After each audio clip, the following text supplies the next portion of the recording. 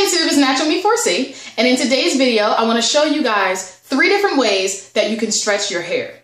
Now, my hair looks a little crazy right now because I was just in process of doing a twist out. I just co-washed my hair, and I want to show you guys on wet hair different ways that you can stretch it.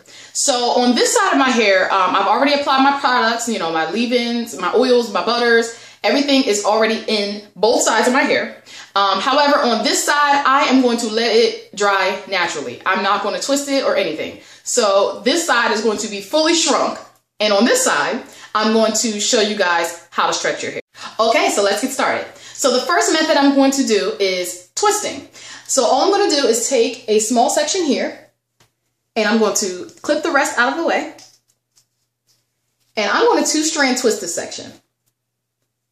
I use this method the most because it gives me some stretch, not too much, but it's enough for me to avoid, you know, a lot of the knots and tangles that I get when I let my hair fully shrink.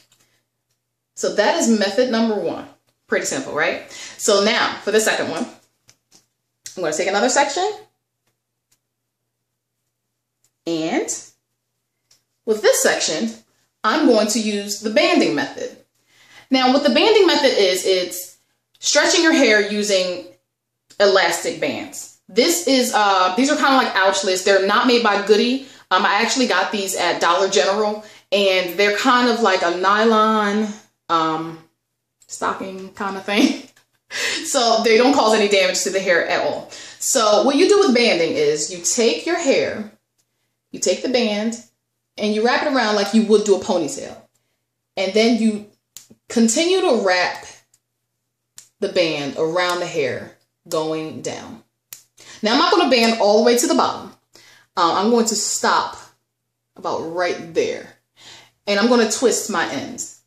I just find that twisting, you know, allows for my ends to stay moisturized better than just letting it, you know, shrink like that. So that is the second method. Okay, now for the last one, braiding. So with this section, I am going to braid it. Okay, so I'm pretty close to the end. So I'm going to just twist the very end. So it's easier for me to get this out because this is a pretty small braid, and it's going to probably be difficult to remove. All right, so there you have it. I got 1 braid, 1 band, and 1 twist. So I will see you guys in the morning, and I will show you what the results are with my full shrinkage and the 3 different methods of stretching your hair. So stay tuned. Okay, so it's the next morning, and this is what my hair looks like fully shrunk. And on this side is the stretched hair. So what I'm going to do now is I'm going to remove the twist first and show you how much stretch you can get from just twisting your hair and nothing else. So here we go.